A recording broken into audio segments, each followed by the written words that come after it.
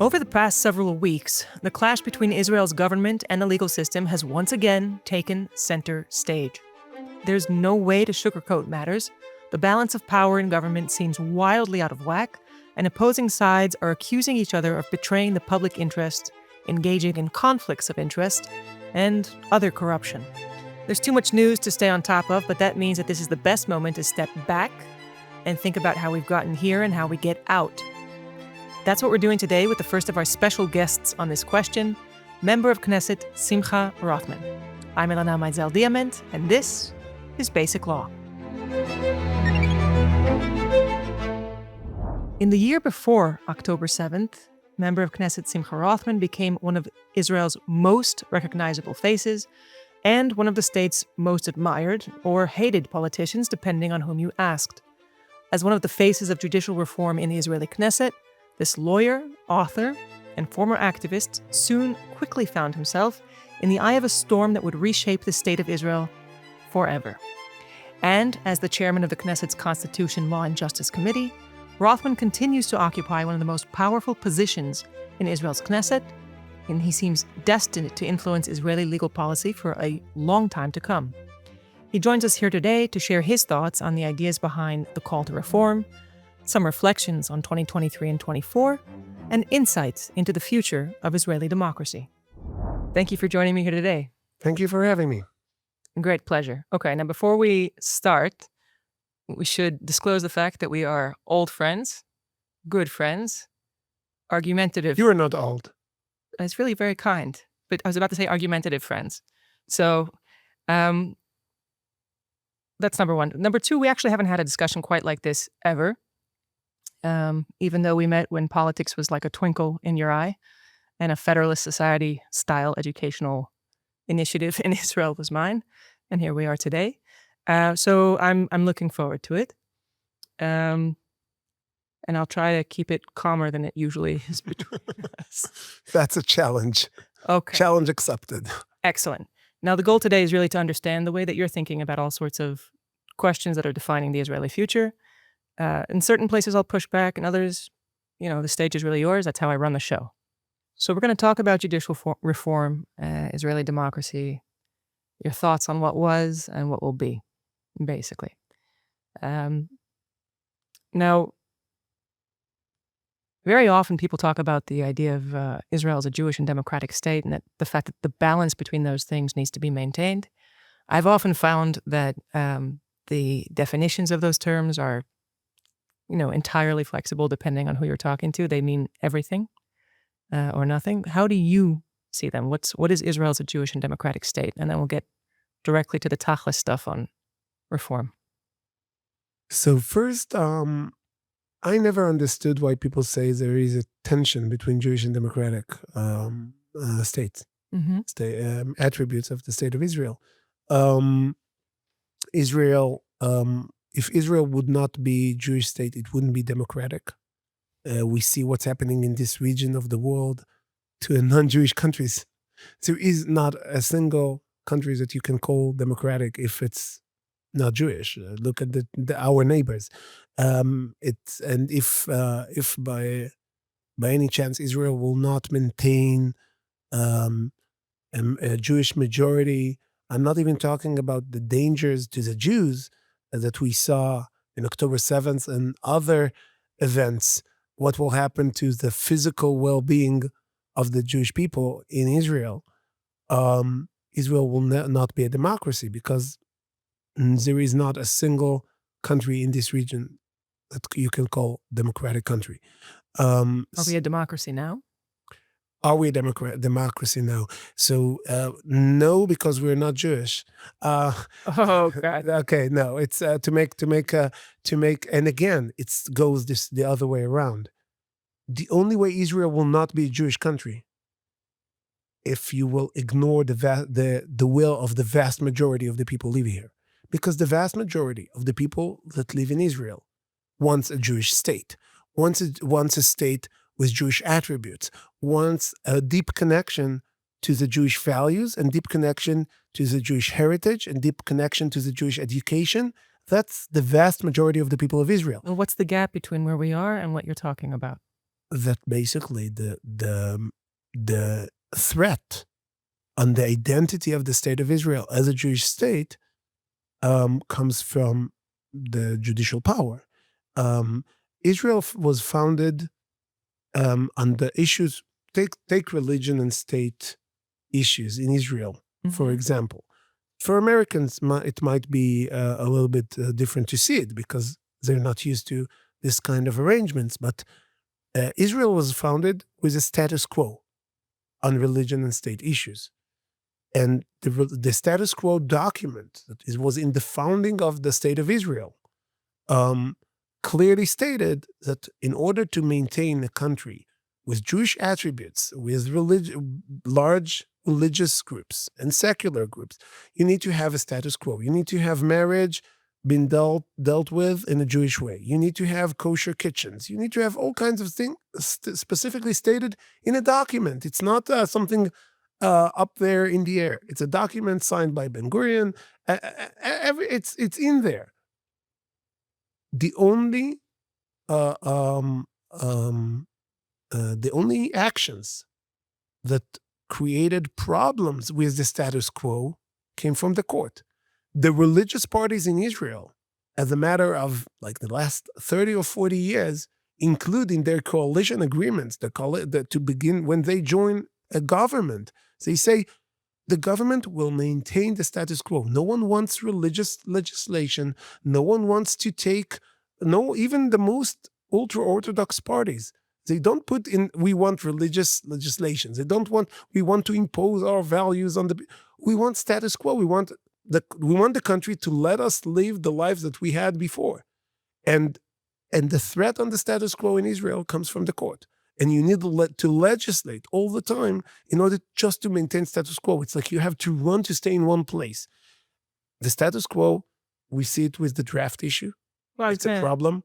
The status quo, we see it with kosher issues. Last government, not our government, the strange government that was with Bennett and Lapid as prime ministers, co-prime ministers, they fell and they went to elections because of the issue of kosher for Passover food in hospitals. That's what made them fall. So for many years in Israel, and it's a big problem, if religious Jews, observant religious Jews, will not be able to go to hospitals in their own homeland because they're afraid that it's not kosher there, it would be a problem in a Jewish country. And the court, this thing that happened in Israel for many, many years and no one disturbed it, the court said, no, you cannot do it. You cannot keep kosher. You cannot keep kosher for Passover in hospitals in Israel, and you had to legislate to undo it, and then you couldn't legislate it in the other government, and then the government fell. That's an example of how tense everything is in Israel. Most of the government that fell before their time in Israel fell on issues of religion and state initiated by the court. So this is actually incredibly interesting, but I want to pull us back to the issues of reform. However, because you've already raised it, I'll ask something I was hoping to ask a bit later, which is, okay, you raised the draft issue just now, and you talked about court intervention and how it's destabilizing society around these issues and also others. You have the book that you wrote about this before you entered politics next to you. It's called Mifleget Bagatz, which means the party of Bagatz, the political party of Bagatz. So let's take the draft issue for a minute, which people really, I think, correctly see as an existential one at this point, and a very heartbreaking one, especially in the wake of increased security needs. And it looks like the only actor that is, albeit overreaching and doing so quite aggressively, is in this area, the one that's the most active is the court. Now, we can agree that it's not the court's job, but for a big part of Israeli society, they look at this and they say, well, at least somebody cares. At least somebody's doing something. The Haredim are in government. There's a coalition. Nothing ever moves. It's exactly the opposite. All right, exactly the opposite. Talk to me. Because if the court is the only player that is active, the court failed miserably. There was few governments in the past again, 30 years, that were without ultra-Orthodox Haredim in them. One of those governments started Chok Tal, which was a legislation created with the help of a committee. One of the people in the committee who was in charge was a chief justice, and not chief justice, a justice from the Supreme Court, Justice Tal, and former justice at the time, and the current president of the state of Israel, Bougie Herzog. He was a member of this committee. They said, we want to get the ultra-Orthodox to join the army. So legislated a system that if let to work, it would create a situation more and more with an avalanche effect of over time of ultra-Orthodox joining the IDF. And it worked. And I know personally, many people that was the first time they saw, again, I grew up in Bnei Brak, that the first time they saw an ultra-Orthodox guy wearing uniforms of the IDF, and again, the next one will bring more and more, was during the time of Chok Tal. People joined. And the court said, the court canceled it. And the court said, oh, it's not working fast enough.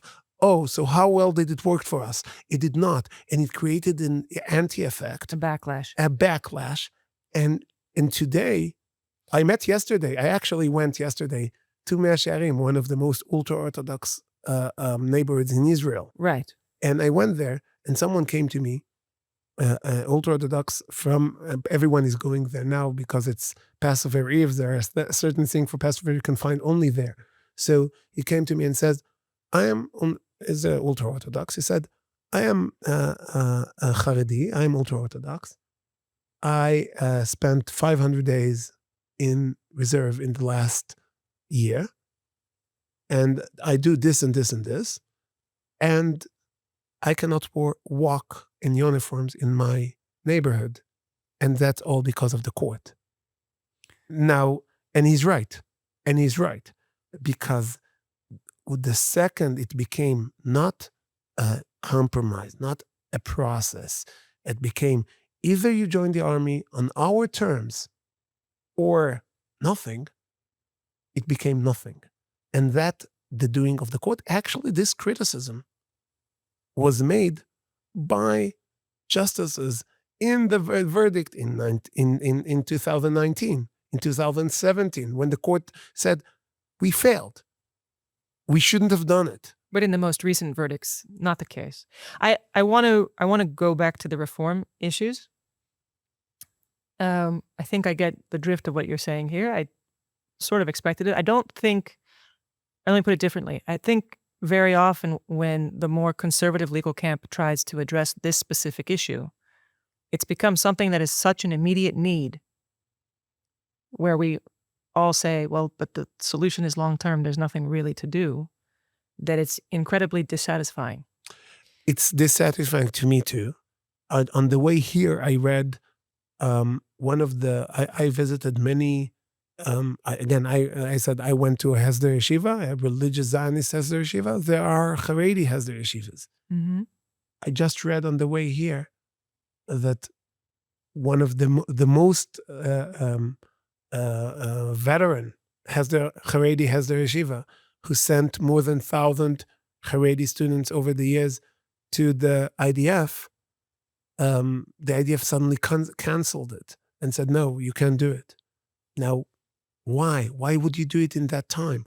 Why would you pick a fight with the only people who are willing to work with you? And the answer, when you dig in the issues, it's always the court. Always. It's unbelievable. They canceled many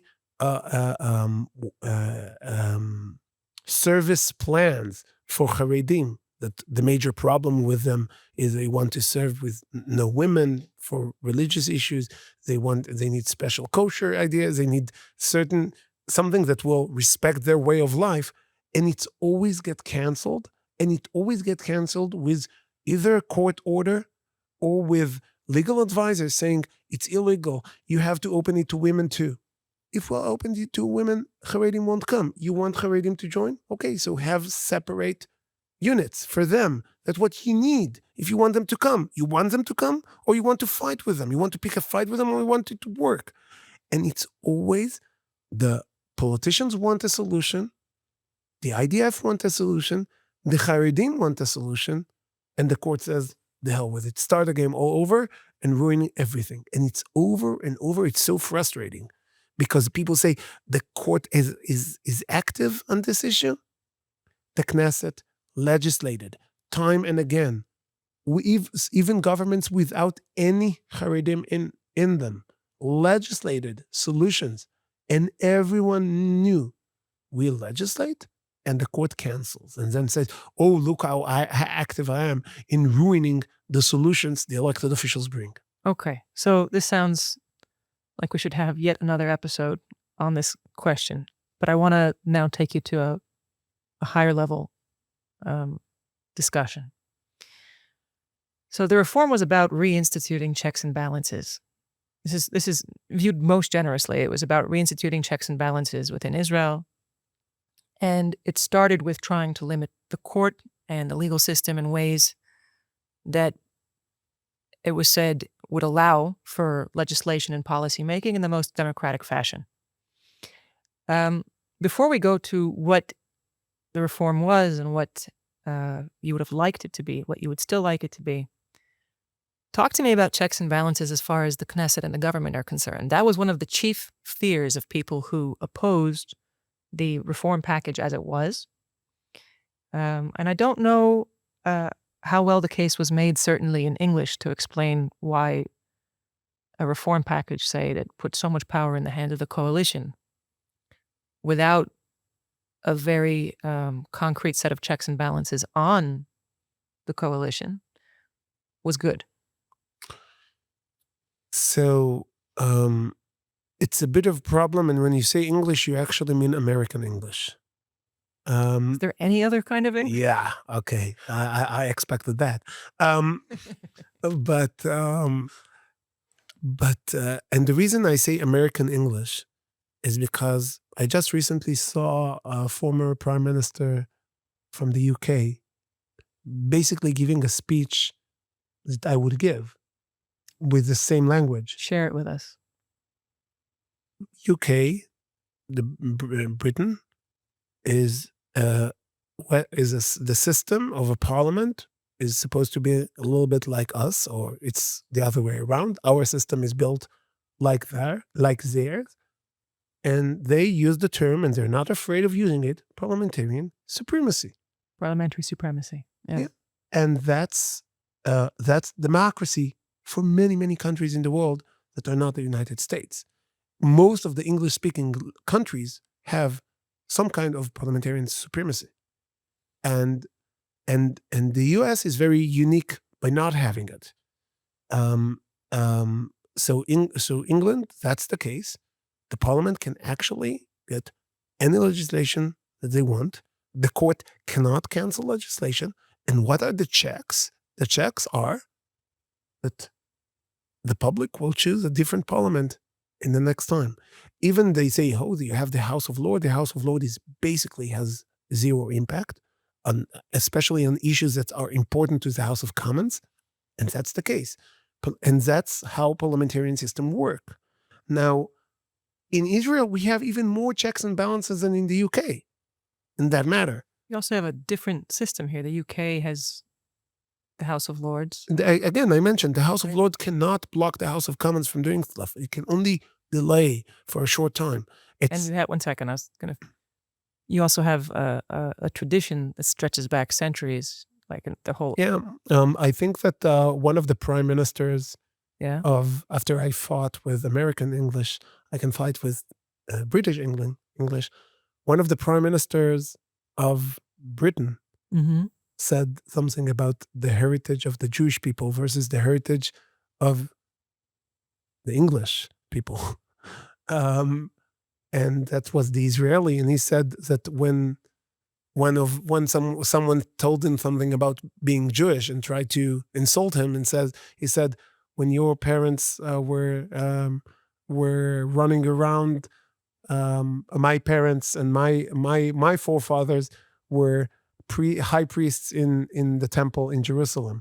We have a very strong heritage of democracy as the Jewish people, way more than England, way more. And democracy, as I said in the beginning, democracy and being Jewish is almost the same. The communities all around the world that are the Jewish communities all around the world practiced self-governance in different places in the most democratic way. And we know what democracy, we don't need anyone to teach us what is democracy. Israel is one of the few countries in the world that is democratic from the day it was started till today. And it's democratic, and we did not have a civil war. Because civil war, it's not really a time of democracy. Civil war is time that democracy fails. So Israel, from day one, is a democratic country. Even before of its founding, it had like pre-state institutes that were running in a democratic manner, voluntarily. So I don't think Israel needs any lecture of how democracy works. What I'm saying is that parliamentary supremacy, that's the rule in England, that's the rule in New Zealand. In Canada, when you have a constitution since only the 80s, not from the founding, they have a constitution, they have an override mechanism that every province can have override on the constitution with a simple majority. The parliament of every province can undo the legislation, the constitution. So US is very unique in that manner. Very, very unique. And you need to deal with American audience. But don't be confused that the US is the entire English-speaking world. So Simcha, don't force me to. Yeah, I can force you. All right, I can force you. Force me to. But force me to. Simcha, there was almost none, or at least none that I saw. There was almost no support for or understanding of the reform in the positive light that I saw in the British press either. They saw one second. Right, so they saw this as very different. But let me try to add. The question is the question of law or the question of press?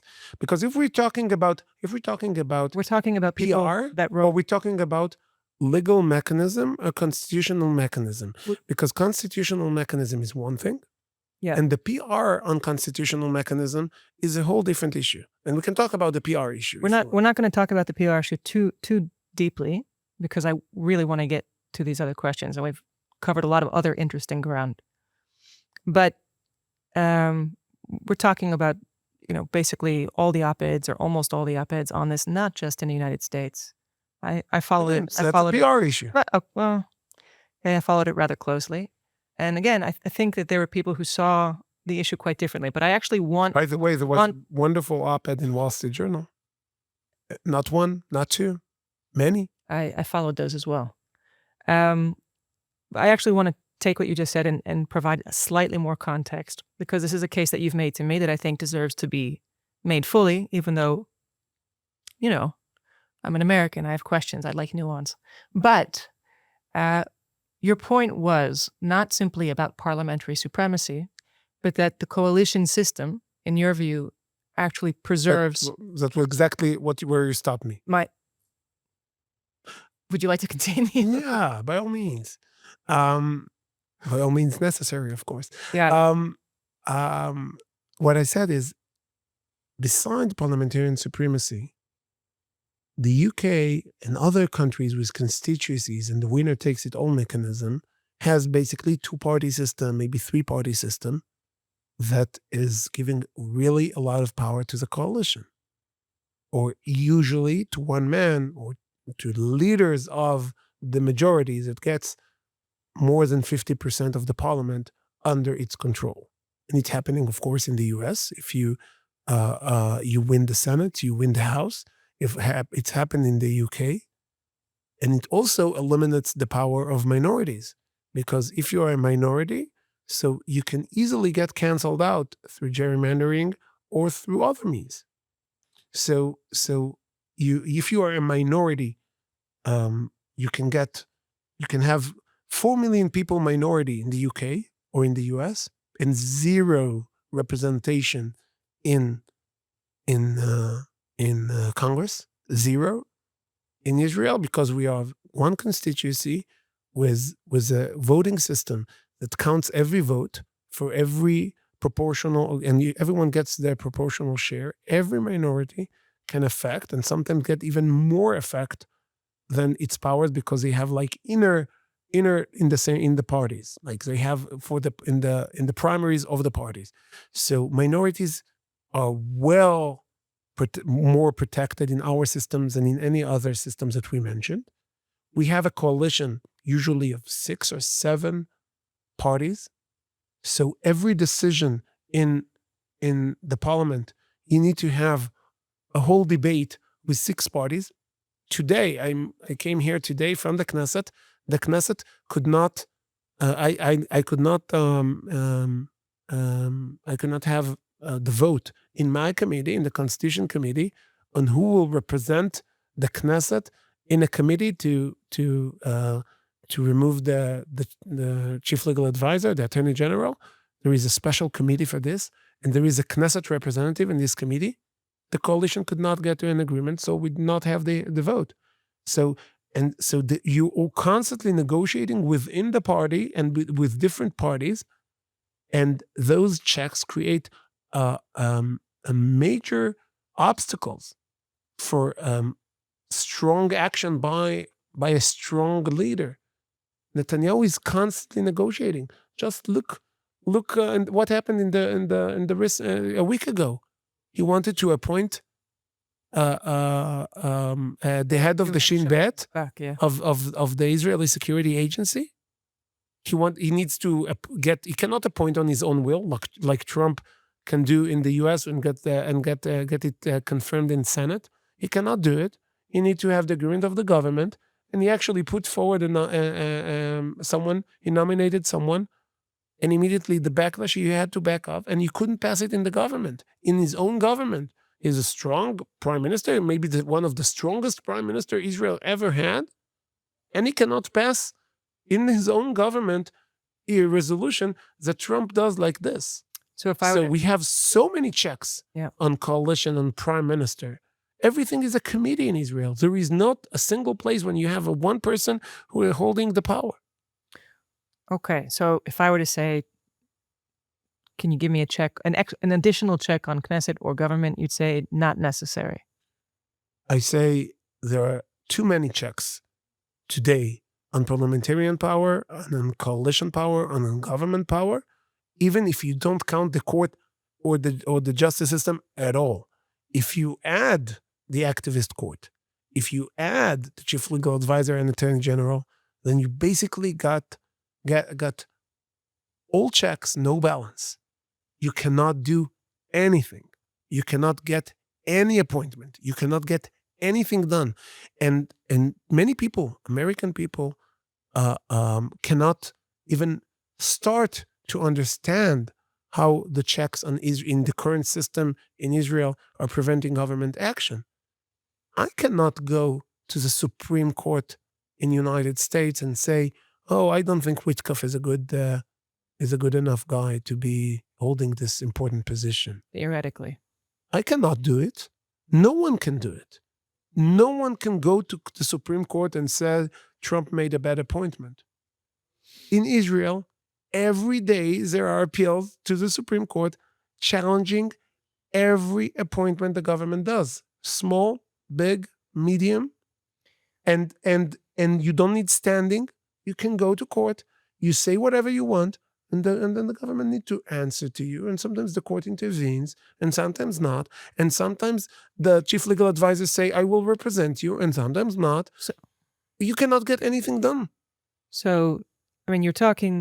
We're filming this before it's released, obviously, and we are currently. Maybe we should try the other way. Releasing it first and then filming. First release and then film. We'll see how the conversation goes when I go to station. No, but we're talking on a day when the court's been wrapped up in a case where it's deciding whether the government can fire the Shin Bet director. The Attorney General's office is arguing against the position of the government, and none of those things would ever happen would ever in any happen. democratic country, full stop, period. I understand. Okay, and we're going to move on now. But I do wonder about whether a more systematic approach to reforms, like looking at all the branches and seeing how they should interact instead of focusing on one, might not, at the very least, sell a little better. Meaning, rather than having political branches against the court against the political branches. So first, I have to say, if we set a bad example, apparently everyone followed suit. You see the same kind of criticism on courts in basically every democratic country, because it's actually, maybe Israel is the most extreme.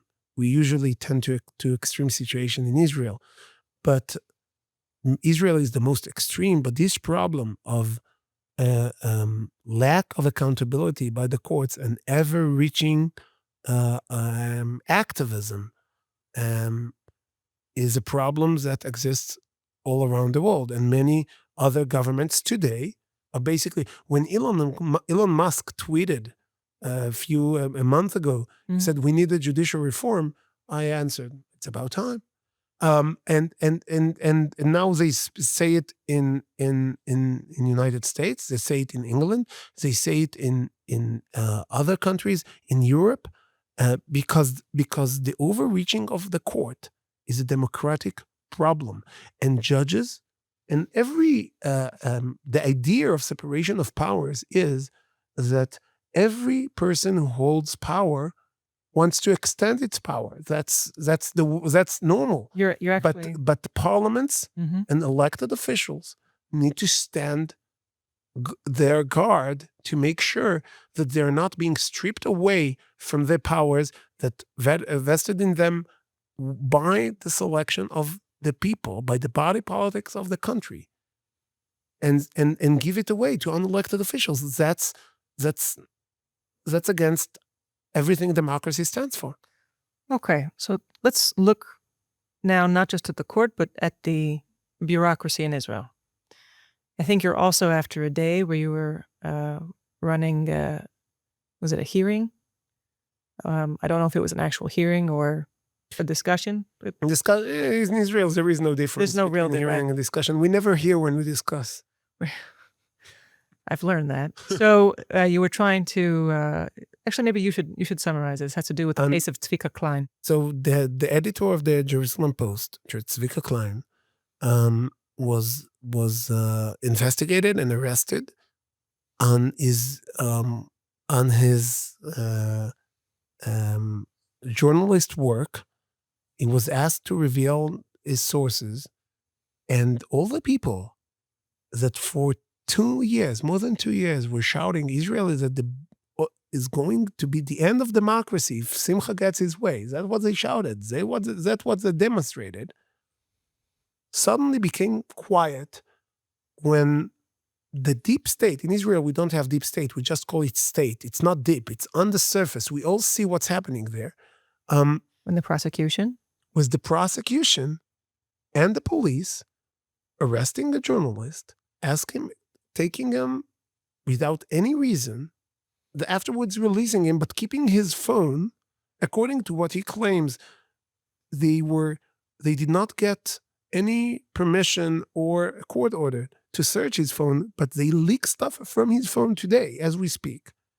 And that's happening by the prosecution, the same prosecution that the head of the prosecution is the attorney general, who basically goes and try to convince the court and the public that she is the defender of democracy against the vicious coalition. Wait. Crazy. I want to talk about the structural side here.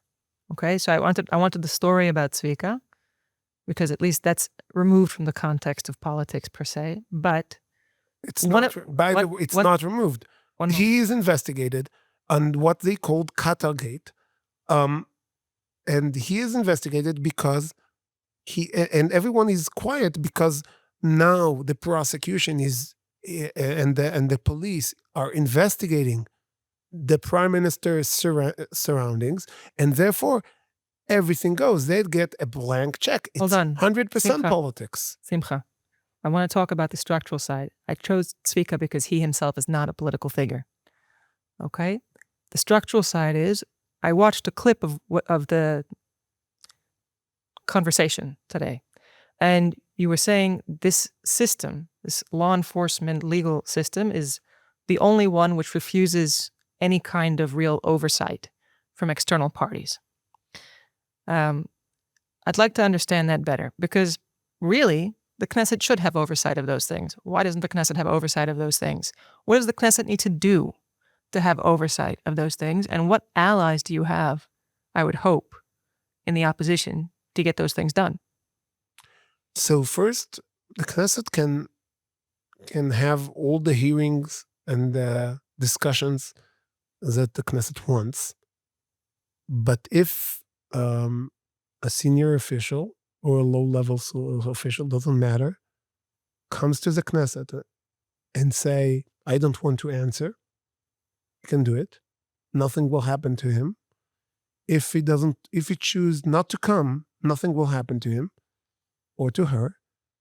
And if you try, and there is some ways to ask the government to have some kind of a inner prosecution for people who disobey the Knesset and not appearing.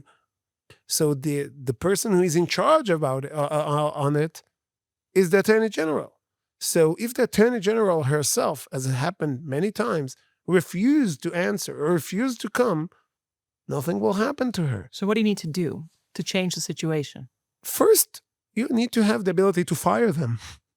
And that's supposed to make sense, that Attorney General that is invited, or the head of the Shin Bet, by the way, was invited in the same manner to the Knesset, and say, I won't come or I won't send my people, you're getting fired on sight by the government.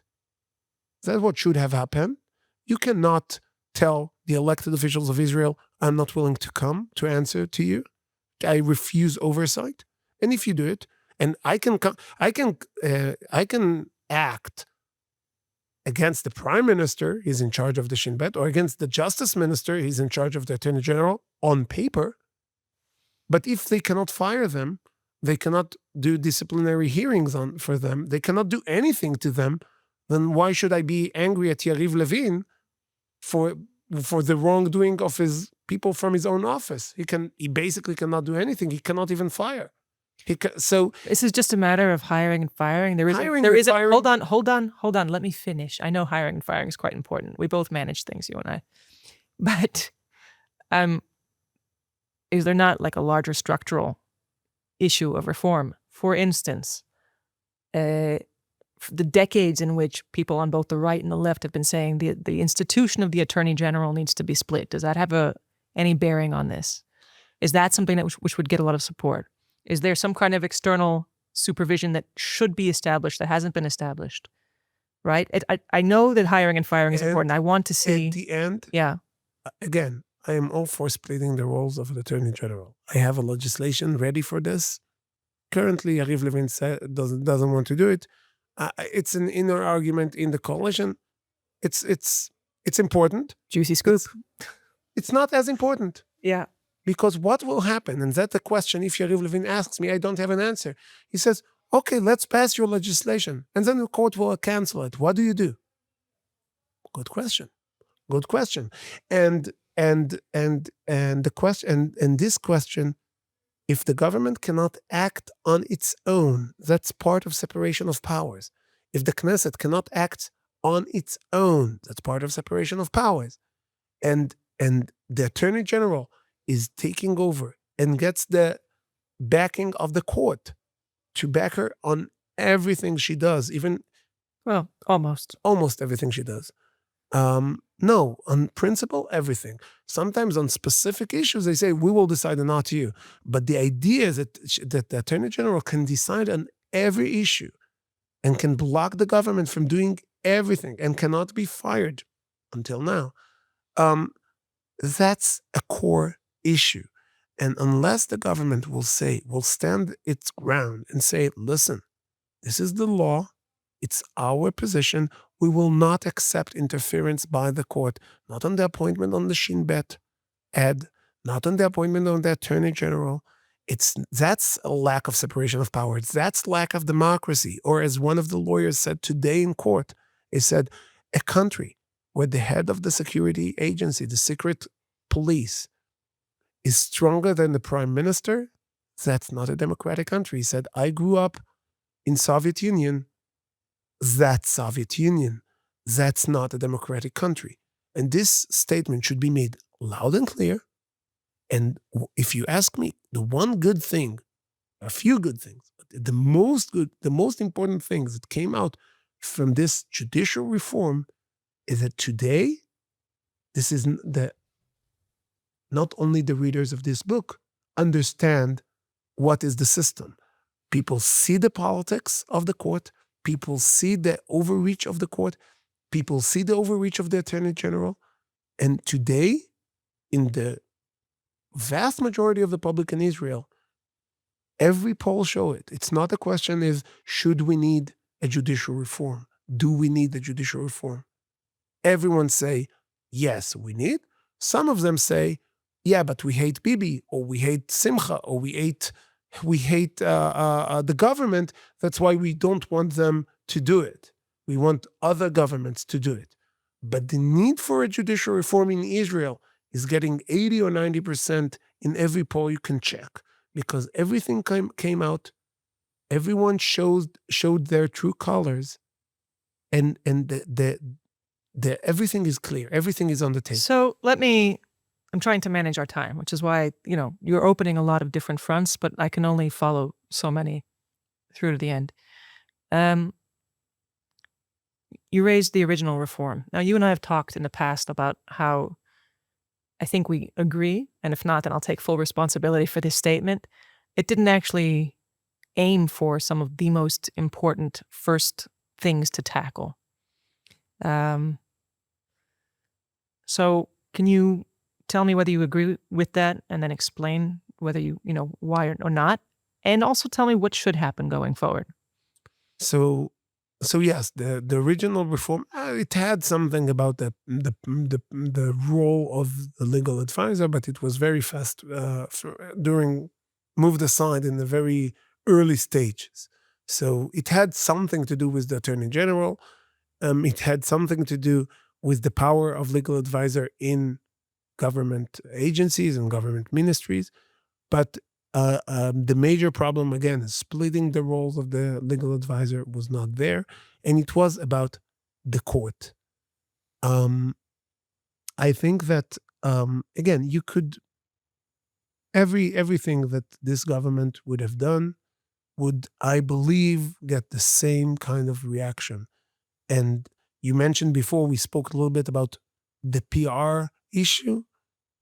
I know that there is an investigation starting in Congress on the amount of money that came from the U.S. and the U.S. aid to some of the major protest leadership, major players in the protest. If I had the budget of $500 million invested in against the reform, if I had a fraction of it to promote the reform, it was a different PR battle. Israel funding of campaigns is very, very limited. You have to understand the numbers. The numbers in the US seems maybe small.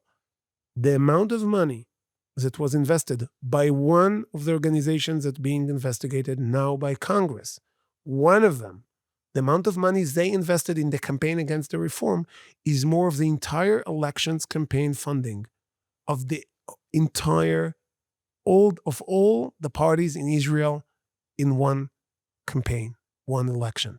So the entire, and it's one organization, there were few. So that's the PR issue. Put that aside, and I believe everything we would have done would get the exact same response. And the PR battle is a major problem in this issue. Put that aside.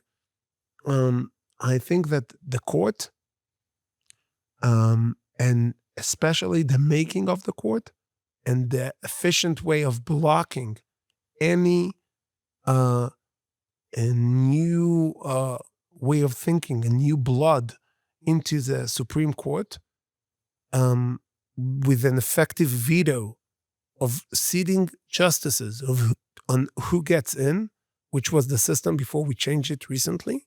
And it's still a system until next election because we passed it that will start only next election,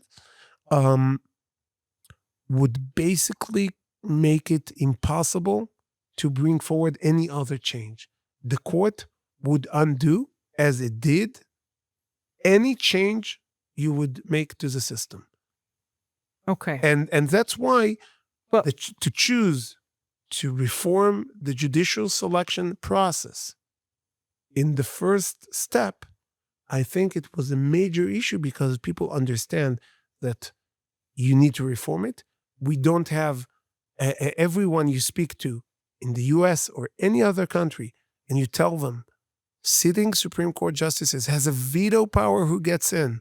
The bar and the judges can appoint anyone they want by themselves without any elected official that can undo what they want.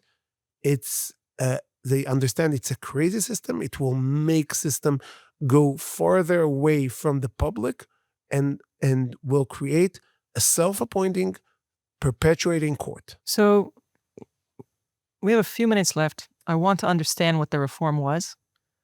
And I would also like to ask one more question unrelated to that following it. So let's try to stay on this topic, please. Okay. So from what I've seen, it's a reform where, and you please correct me and expand, okay? It's a reform where the big change is that the members of the bar have been removed from the committee. And this is all going to take effect not in this Knesset, but in the next one, assuming they themselves don't change the law. And there's kind of new math where the coalition also relies on usually the opposition, but also in some cases needs the judges regardless to move ahead with selections. So I'll try to make it easier. Try to make it easier. Yeah. It is a complicated system, and the main reason because it is a compromise, and a compromise is always more complicated than the clear-cut method. I would prefer the clear-cut method. Judges are selected by the Knesset, nominated by the justice minister, and voted on the Knesset. That was my approach. Mm-hmm. But when you need to compromise with people who are saying, keep the committee system, try to make the change in an evolutionary way and not in a revolution, then you have to compromise. And that's try to keep more professionalism in the system and less voting. That was the demand from members of the coalition and also from the opposition. So this system is compromised, and so you need to explain to it, but to explain it. What's the math? What's the math? You have a committee of 9. Yeah. You have 3 Supreme Court justices sitting in the committee. The idea was that, and the others are 2 members from the opposition, 1 actual member of Knesset, 1 selected professional selected by the opposition, and you have 4 coalition, 3 politicians and 1 professional selected by the coalition. So you have 4 coalition, 2 opposition, and 3 judges. And the idea is that to appoint a judge to the Supreme Court, you remove the veto of the judges. You do need to get a wide support in the coalition opposition, and it was supposed to bring people that are more moderate, more middle of the road, because today we have extreme far left in the court, but never right. So either you make a deal, coalition opposition, and you appoint few people from the right, few people to the left, and think that it will even things out, or you get to compromise people middle of the road that get the agreement of both coalition and opposition, which is also brings more moderate people who are maybe don't want to be as activist as the far left is. So there is a deadlock mechanism if something is getting stuck, but that's to get more complicated. It's like chess, that there's a certain number that the coalition can take, and that it's more complicated. But Yeah. but the idea is, like many other countries, by the way, in the world, you need to have a special majority or coalition and opposition to agree on judges to the high court, to the most high court. So that's the system. It's in a committee and not in a vote, but it's basically supposed to get to the same outcome.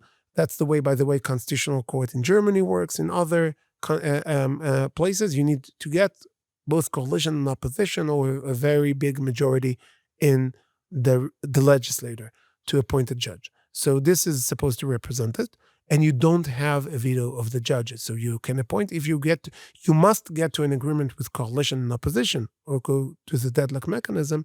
But no, you don't need to have the judges agreeing with you. That's in the Supreme Court. On lower courts, we do the system today is that almost 100% of the appointments in lower court are being accepted in the current committee unanimously. Everyone, it's like 9 out of 9.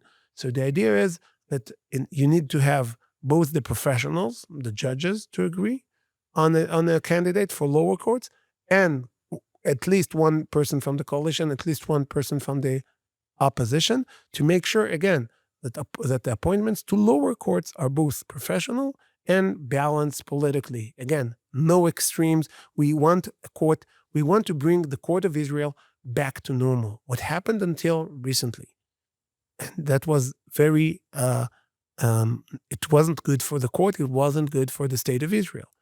That when the right was in power, he could not appoint judges, so he would have to compromise. But he was in power, so it was a compromise mechanism. When the left was in power, the justice minister from the left, like Avi Nissenkohen, 3 or 4 years ago, he can appoint whoever he wants and not ask anyone else, not coalition, not opposition. He and the judges they brought the most extreme far left people to be appointed. So the balance is always working to one side, against one side.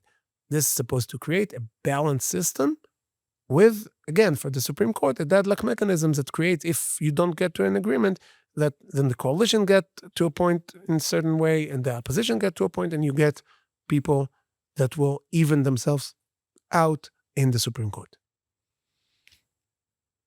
I mean, I believe that one of the more complicated rules is that 10 out of 15 of the Supreme Court justices at any given point in time need to have been district court judges.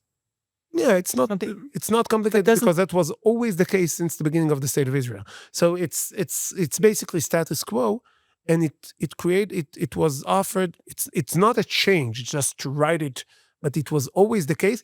And the reason is because once you move the voting power away from the judges, it's legitimate fear that people will always prefer the people who can lobby in the Knesset and to appoint them, and not someone from the district court. So once you make this limit, you make sure, yes, coalition and opposition will choose, but you keep the backbone of the system.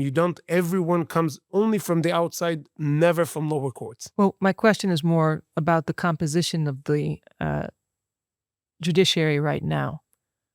Do you know if it's more conservative, more liberal, more moderate? Do you really have a selection of people? Because you're talking lower courts? Of the lower courts. Yeah, the lower courts, because of many, many years, that the lower courts were appointed, again, and most of the time unanimously. Yeah.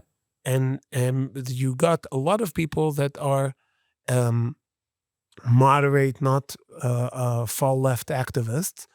And by the way, if you will, Justice Minister Shaked, that appointed 6 judges out of the 15 in her time as a justice minister,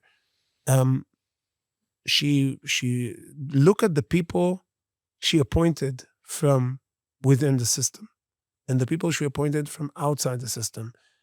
Look, all the judges that have any conservative backbone today in the Supreme Court, and there are not a lot of them, there are 2 or 3 of them, all of them came from lower courts. Why? Because you saw in lower courts that there are actual conservatives and they were appointed from there based on their conservative background. When you bring someone from the outside who is promoting himself maybe to be as a conservative, and then he gets in, and it's the first time he's making any judicial decision, suddenly the greenhouse effect that works in Israel as well as in the United States, that pushes everyone to the left, works on him even more because he have no immune system. People who come from the lower courts and kept their conservative backbone in district court or in lower courts and still got through the system, they're much more hardcore conservative and keep to be hardcore conservatives, and conservative judges, I mean, not conservative politically, over the years. Isn't there an implicit criticism of the initial attempt at reform, which was, I want to make clear, my sympathies are with many of the ideas animating reform, okay? But I'm asking you this as a citizen who follows the rhetoric on the original package, which was the package itself was quite extensive, even though the coalition ended up trying to introduce it piece by piece and stopping it midway. But the rhetoric was basically something along the lines of, look, democracy is being destroyed. Citizens are not represented. It's urgent that we pass all of these things now.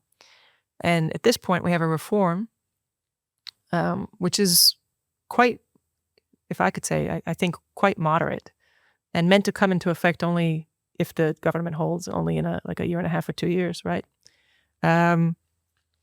So isn't there some kind of implicit mismatch between this as a reform and the initial attempts? If you criticize the rhetoric of other people, I might agree with you or I might disagree with you. I am working on judicial reform or to fix the justice system of Israel for more than a decade. Since the founding of Meshilut, the Israel Movement of Governability and Democracy, writing of my book, and maybe even before, through other means. And I always thought and always said, it's not a one-shot event. Aaron Barak, the Chief Justice, who is the main architect of judicial activism in Israel and judicial overreach, created his reform or coup, whatever you call it, with 30 years of being in the system in the highest places. To change it back, if you don't want to destroy the state of Israel, will take a long time. And it will take a long time. It already took a long time to prepare, to talk, to create, to explain to the public why it's needed. And again, I think in that matter, to explain to the public why reform is needed, the reform is huge success. We moved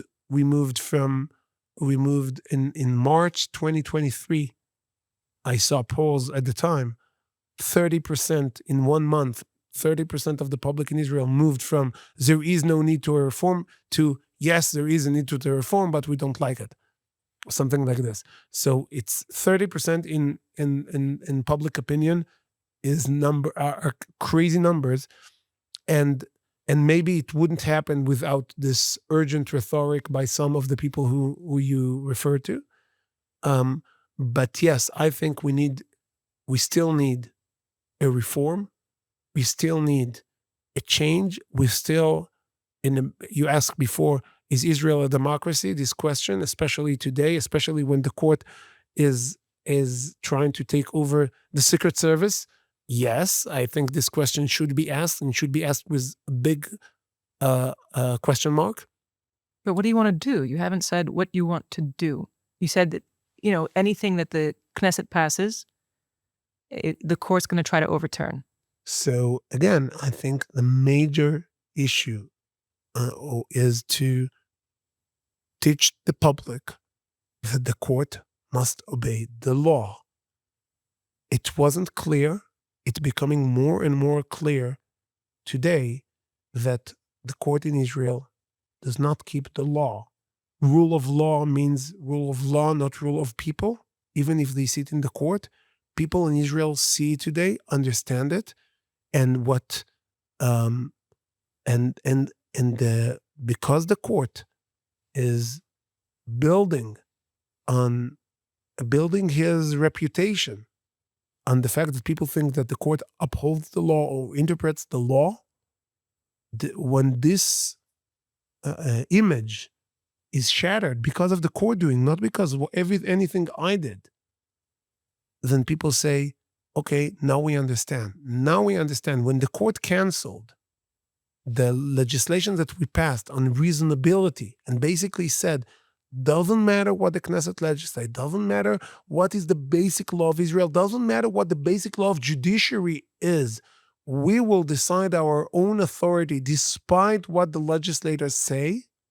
When the court said it, the court lost legitimacy in Israel. And the battle between and it's a sad day. I would really hope that the court will not create this damage to itself and to the state of Israel. But the court did it because the court understands that the days of ruling the state of Israel without being elected are over. This is the last question. Okay? You've talked about the legitimacy of the court. Agreed. There's a huge problem. I think there was a Globe's survey in 2022 regarding the basically the law and justice institutions. They looked at the court, the prosecution, the cops, and I believe at the time 46% of the public said something along the lines of, we don't really trust. Today the numbers are even lower. Hold on. What's even lower usually, actually, is public trust in the Knesset and in political parties. I have zero trust in the Knesset. I should have opened with that. I know. But wait. That's why it's a biased question. Wait, hold on. I don't need to have a trust in the Knesset. Okay. I need to have trust on the people I voted for. But if I finish not in the Knesset. the question, then we can get to the... Okay. The question is, how do you restore public trust in all of these institutions? What is the vision for that? So again, Knesset is not about public trust in the Knesset. Knesset is a government of representation, meaning you don't need to have trust in me, and I don't need to have trust in you. But the people who are behind you and people who are behind me, the people that are behind me are trusting me. The people that are behind you in the left, trusting you. And if we agree on something, it means people agree, okay, if Simcha says this legislation is good and voted, despite the fact being in the opposition or in the coalition, then we know we chose him. We hope we chose well.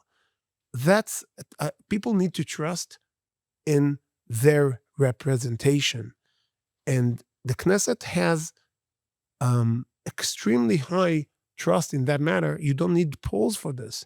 You see the numbers, the percentage of people who go to vote in Israel. And unlike other countries, there is no penalty if you don't go to vote. You don't lose, you don't pay a fine.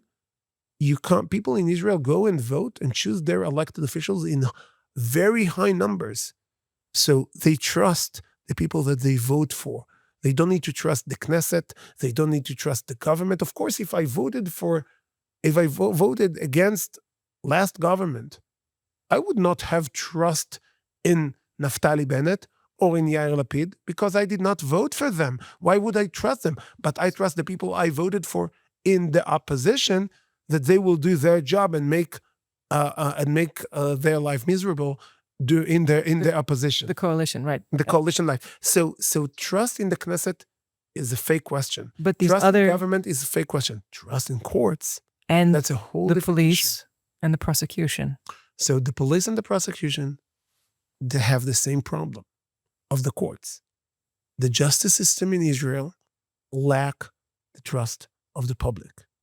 And the solution is to infuse the trust of the elected officials. Because if I say that I don't trust the court, and sadly, I say, I don't trust the courts today. I'm very sad that I have to say it, but when you see what the Supreme Court, you see a Supreme Court justice appoints itself against the law, wow, that's a problem. The president of the Supreme Court, yeah. So-called president, Mhm. because he wasn't selected by the process that the law says. And when you see it, then you don't trust. And you see your elected officials, they do not trust the system. You see even Gilad Karif was investigated, a member of the opposition who all the time, he was investigated yesterday in Mhm. the police, was questioned. And he said he took the fifth, because even the opposition don't trust the prosecution and the police, because the prosecution and the police made it very clear that they don't answer to Knesset Oversight, they don't answer questions, they don't think they owe any explanation to the public, they do whatever they want, and they always get the backup from the Attorney General and the courts, because these systems of justice system are working as a